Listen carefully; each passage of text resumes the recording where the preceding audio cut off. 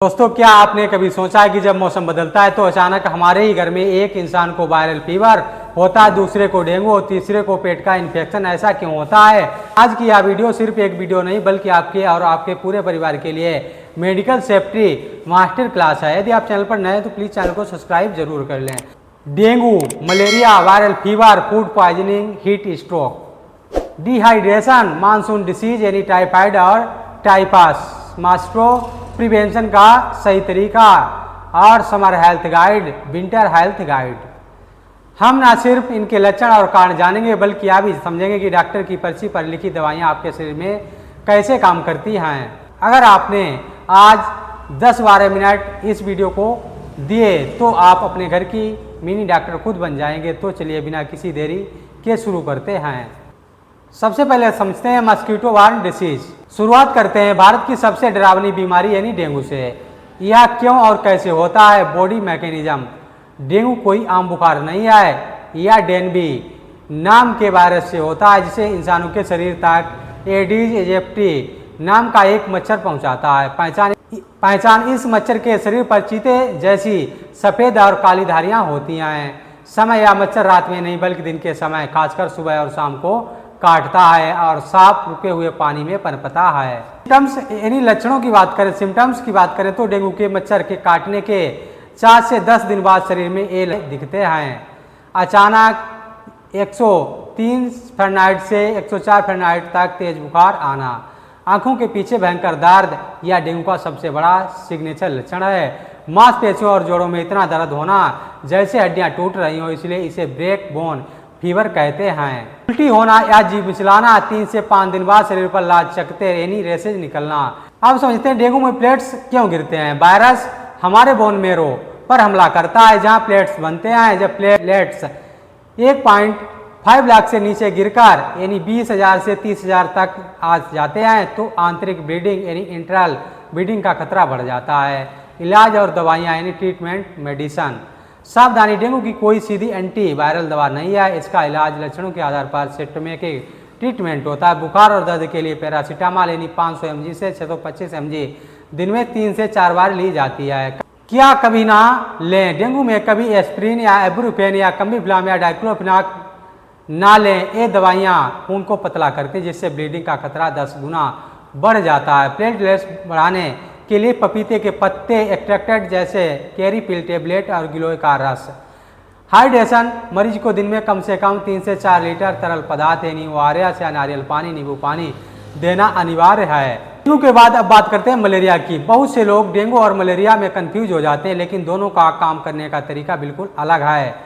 यह क्यों और कैसे होता है? मलेरिया किसी वायरस से नहीं बल्कि प्लाज्मोडियम नाम के एक परजीवी से यानी पैरासाइट से होता है। इसे मादा एनोफ्लीज यानी फीमेल एनोफ्लीज मच्छर फैलाती है जो गंदे और ठहरे हुए पानी में पनपती है और अक्सर रात के समय काटती है। लक्षणों यानी सिम्टम्स की बात करें तो मलेरिया का एक बहुत खास पैटर्न होता है शीत अवस्था यानी कोल्ड स्टेज। मरीज को बहुत भयंकर ठंड लगती है, दांत किटकिटाने लगते हैं और 2 से 3 कंबल ओढ़ने पड़ते हैं। उसका हार्ट स्टेज 1 से 2 घंटे बाद बंद होती है और बुखार 104 फ़ारेनहाइट तक पहुंच जाता है।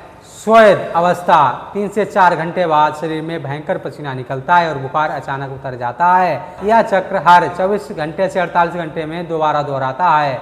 इलाज और दवाइयाँ यानी ट्रीटमेंट मेडिसिन की बात करें तो मलेरिया का पता लगाने के लिए मलेरिया एंटीजन यानी MP रैपिड या ब्लड स्मीयर टेस्ट कराया जाता है। एंटी मलेरिया दवाइयाँ क्लोरोक्विन साधारण मलेरिया के लिए, आर्टीमेथर प्लस ल्यूमोफेंट्राइन यानी कार्टेम या फाल्सिगो गंभीर मलेरिया प्लाज्मोडियम यानी फेल्सिपोरम के लिए इस्तेमाल की जाती है। बुखार के लिए पैरासीटामॉल 625 mg।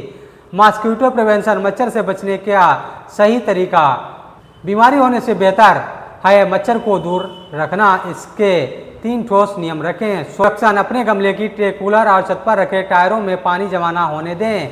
1 चम्मच जमा पानी में भी सैकड़ों मच्छर पैदा हो सकते हैं। रेपेलेंट्स, डीट या पिक्रिडीन युक्त मॉस्किटो रेपेलेंट क्रीम या ओडोमॉस का इस्तेमाल करें। बायोलॉजी, अगर आपके घर के पास तालाब है तो उसमें गम्बूसिया मछली डालें या मच्छर के लार्वा को खा जाती है। फिजिकल कंट्रोल, अगर आप अब बात करते हैं वायरल फीवर की। जब भी मौसम बदलता है, चाहे गर्मी से बारिश आए या बारिश से सर्दी, अचानक घर घर में वायरल फीवर फैल जाता है।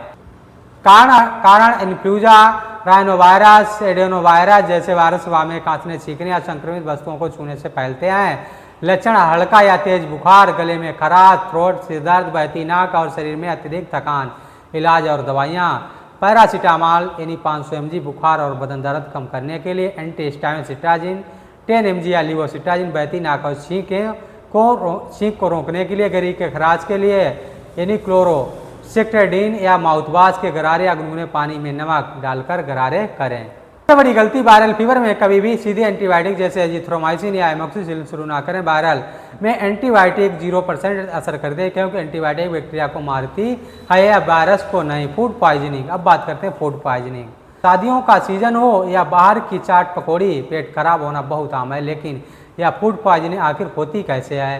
कारण और लक्षण। कारण, बासी, अधपका या दूषित खाना जिसमें यानी सल्मोनेला या ई कोलाई या स्टेप बैक्टीरिया पनप जाते हैं। लक्षण, खाना खाने से 8 घंटे के भीतर पेट में भयंकर मरोड़ या क्रैम्प, लगातार उल्टी, दस्त। इलाज और दवाइयाँ यानी रिहाइड्रेशन सबसे जरूरी, शरीर से पानी और इलेक्ट्रोलाइट्स निकल जाते हैं, इसलिए ORS का घोल लगातार पिएं। उल्टी रोकने के लिए ओडेस्टोन 4 mg यानी एमसेट या वोमिकाइन डॉक्टर की सलाह पर ही दी जाती है। पेट दर्द के लिए डाइक्लोमाइन प्लस पैरासीटामॉल यानी मेप्टाल स्पार्ट टेबलेट। बैक्टीरियल इन्फेक्शन के लिए अगर दस्त 2 दिन से ज़्यादा रहें तो फ्लोक्सासिन प्लस ओरिंडाजोल।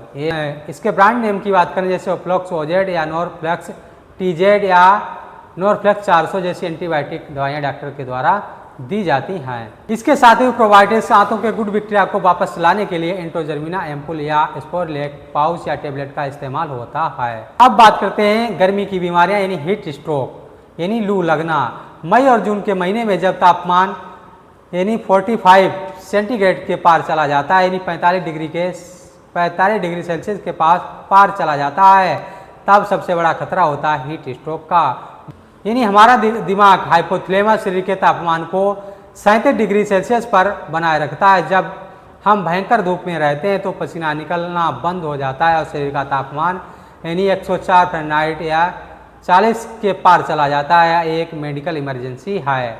लक्षणों की बात करें यानी सिम्टम्स की बात करें तो पसीना पूरी तरह बंद हो जाना और त्वचा का एकदम गर्म व लाल हो जाना, चक्कर आना, भ्रम होना या बेहोशी, तेज सिर दर्द या तेज धड़कन।